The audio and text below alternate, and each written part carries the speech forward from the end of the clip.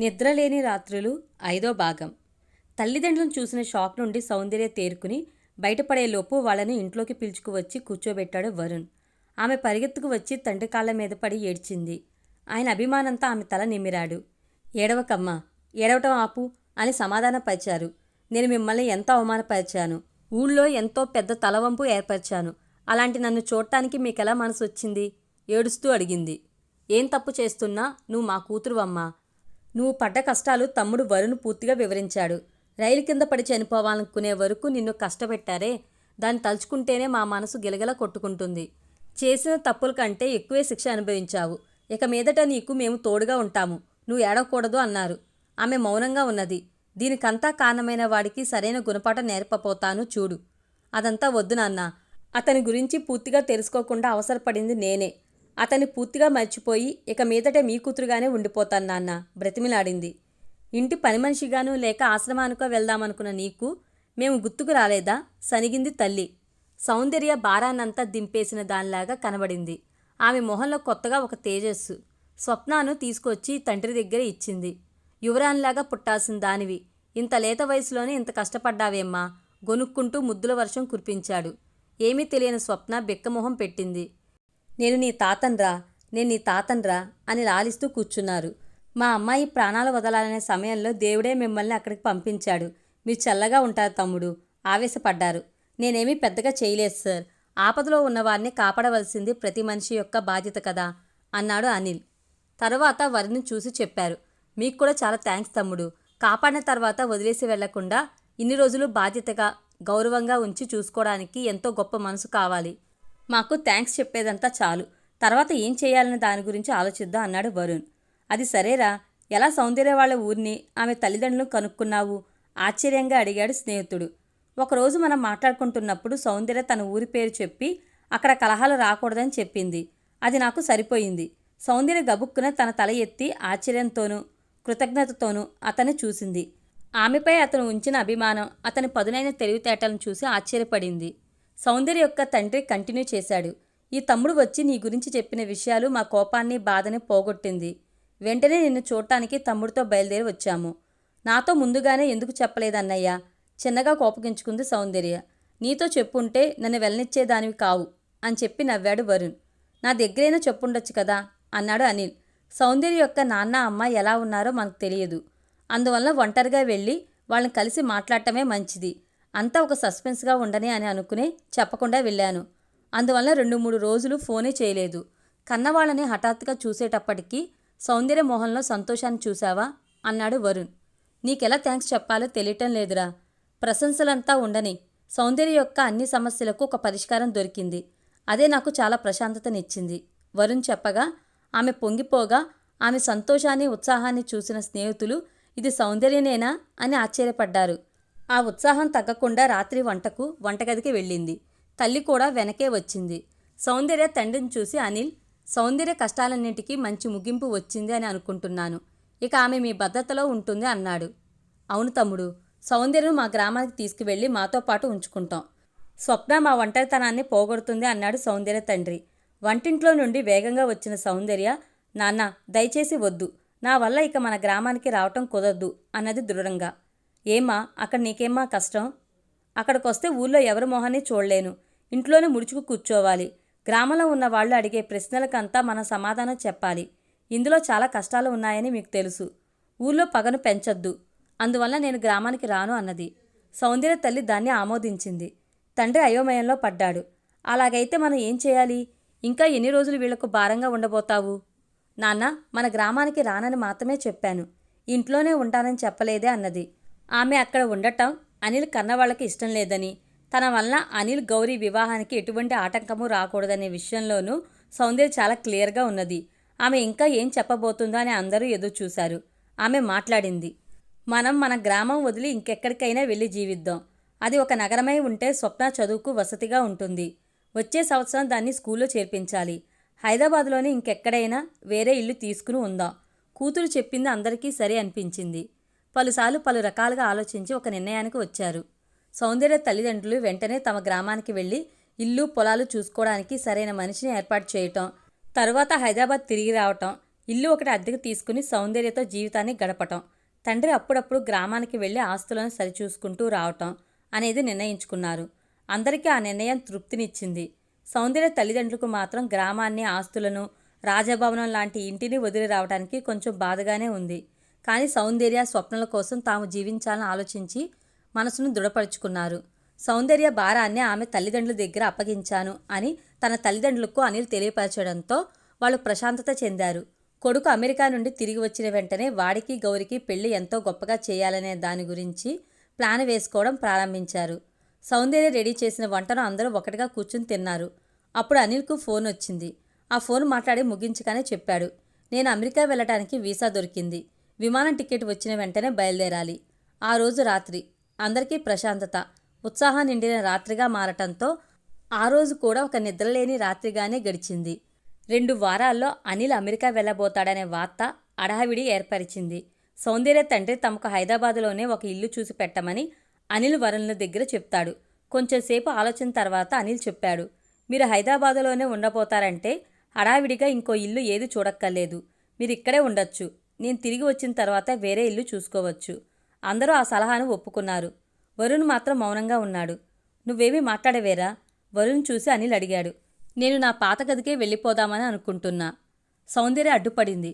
అన్నయ్య, మీరు మాట్లాడేది కొంచెం కూడా న్యాయంగా లేదు. నా తల్లిదండ్రులు వచ్చేశారు కనుక నన్ను వేరు చేసేద్దామని చూస్తున్నారా? ఇక మీరు నాకు ఎప్పుడూ అన్నయ్యే. ఇంకెక్కడికి వెళ్ళకూడదు, మాతోనే ఉండాలి అన్నది హక్కు, అభిమానంతో. లేదమ్మా, మీకెందుకు శ్రమ? వరుణ్ ముగించేలోపు నిజమైన కోపంతో మాట్లాడింది సౌందర్య. ఏమిటన్నయ్య మాట్లాడుతున్నావు? ఈ రోజు వరకు మీరు నన్ను అనవసరమైన శ్రమ అనుకున్నారా? ఇంకోసారి అలా మాట్లాడకన్నయ్య. అది విని కొంచెం మెలికలు తిరిగాడు వరుణ్.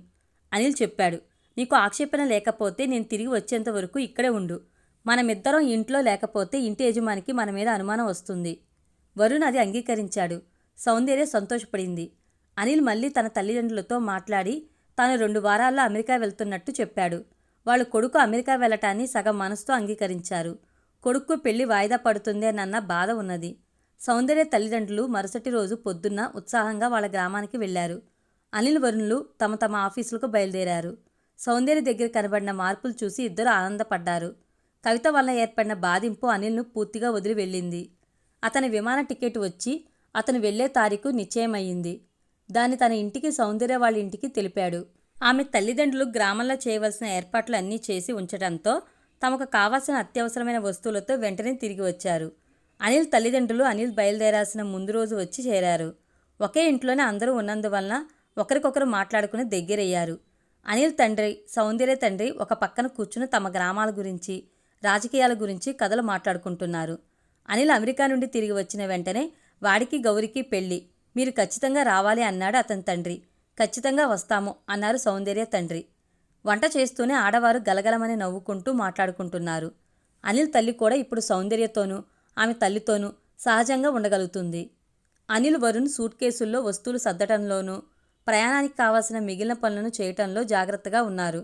సౌందర్య వాళ్లకు సహాయపడటంలోనూ, రాత్రి భోజనానికి వంట చేయడంలోనూ హడావిడిగా ఉంది. మొత్తానికి ఇంట్లో అందరూ సంతోషంగానూ ఉత్సాహంగానూ ఉన్నారు.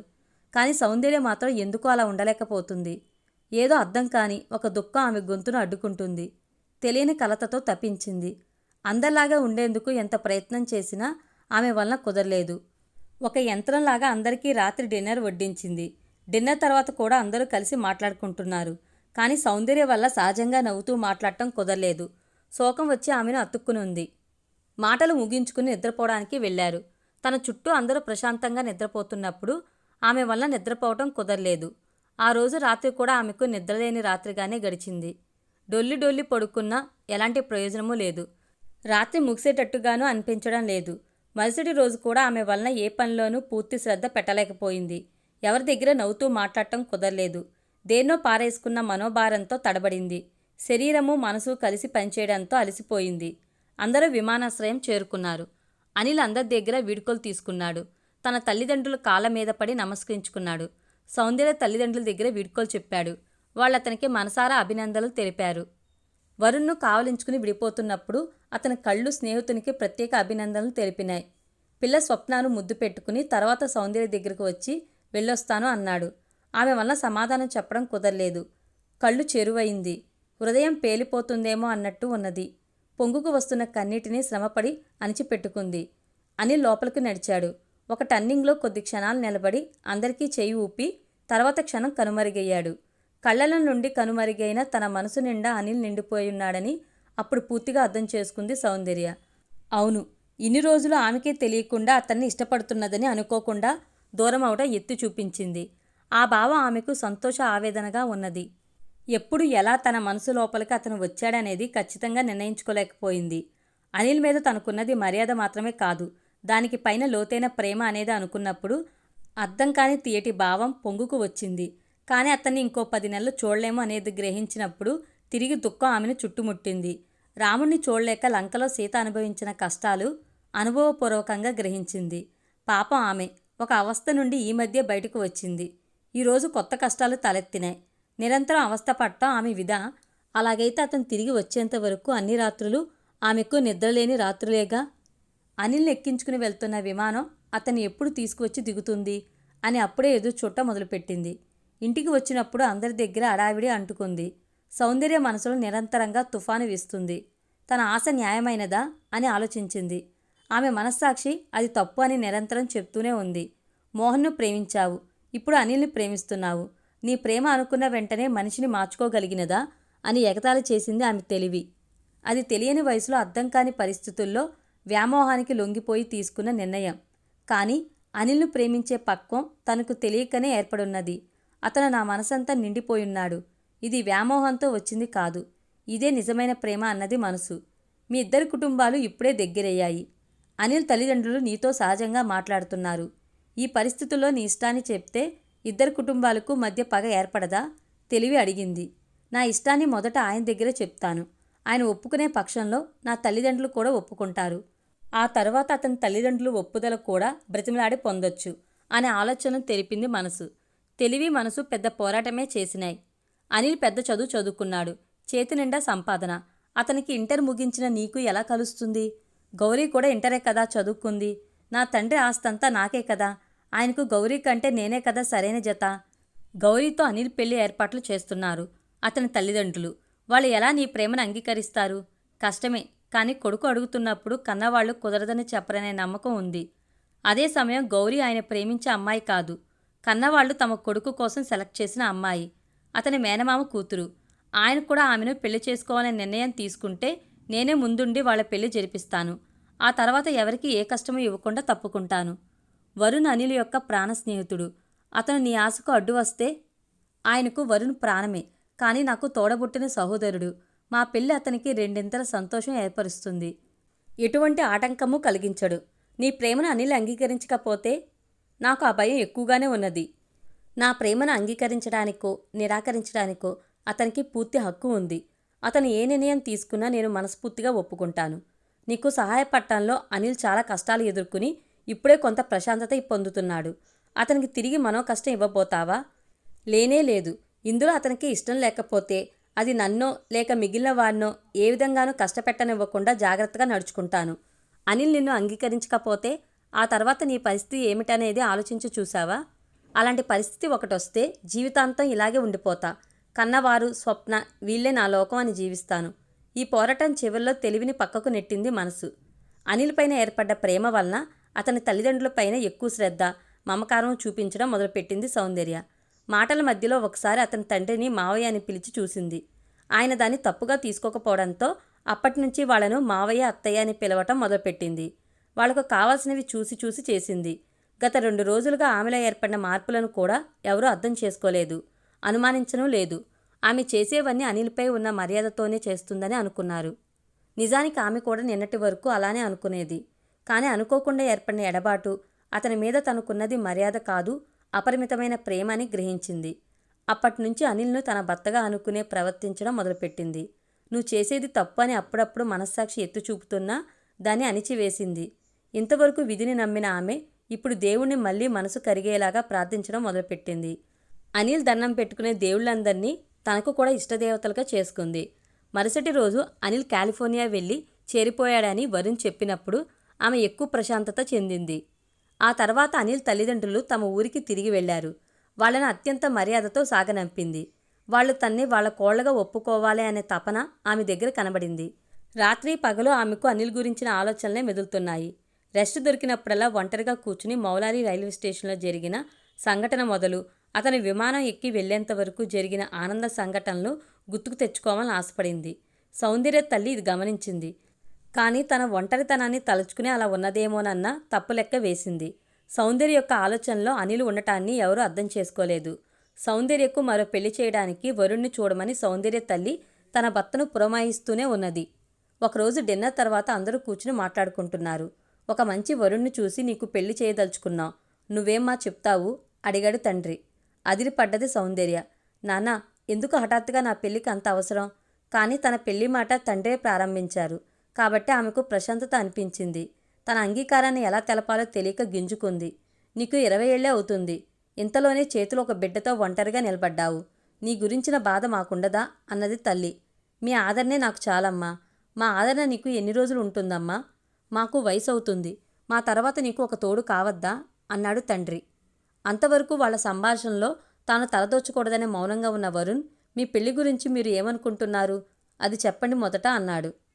తనని మనసు విప్పి మాట్లాడేటట్టు చేసిన తల్లిదండ్రులకు వరుణ్కు మనసులోనే కృతజ్ఞతలు తెలుపుకుంది.